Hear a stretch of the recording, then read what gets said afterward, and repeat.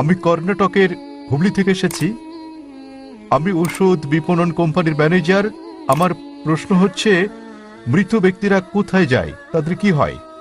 ধন্যবাদ। ভাই প্রশ্ন করলেন যে মৃত ব্যক্তিরা কোথায় এবং তাদের কি হয়েছে।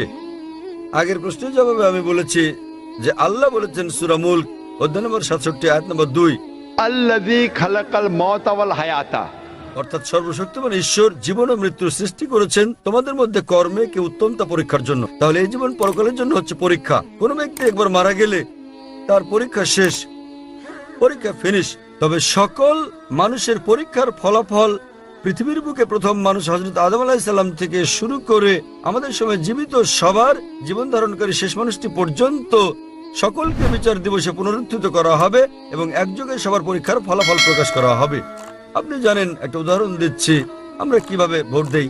ভোট গ্রহণ করা হয় উত্তর ভারতে একটা তারিখে, দক্ষিণ ভারতে অন্য একটা তারিখে, পূর্ব ভারতে ভিন্ন একটা তারিখে, কিন্তু গণনা শুরু হয় একযোগে এবং ফলাফল ঘোষণা করা হয় একযোগে। সুতরাং একই রকম ভাবে এখানে পরীক্ষা নেওয়া হয়ে গেছে। তবে তিনি মালিক ইয়াউমিদ্দিন, তিনি বিচার দিবসের মালিক। বিচার সবার একই দিনে হবে। হিসাব কিতাব কে সঠিক কে বেঠিক একই দিনে ঠিক করা হবে। তারপর আপনার ভালো মন্দ কাজের উপর ভিত্তি করে আপনি সর্বশক্তিমান ঈশ্বরের আদেশ মান্য করেছেন কি না, তার ভিত্তিতে আপনি যাবেন বেহেশতে কিংবা দোজখে। তবে সকলকে পুনরুত্থিত করা হবে, যদিও বর্তমানে তারা সুপ্ত অবস্থায় আছেন।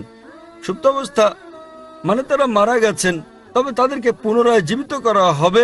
সর্বশক্তিমান ঈশ্বর তাদেরকে পুনরায় জীবন দান করবেন। তাহলে সকল মানুষ পুনরুত্থিত হবে এবং শেষ বিচারের দিনে পবিত্র কোরআন আল্লাহ বলেন যে একজন মানুষও সর্বশক্তিমান স্রষ্টার বিচারে আপত্তি জানাবে না।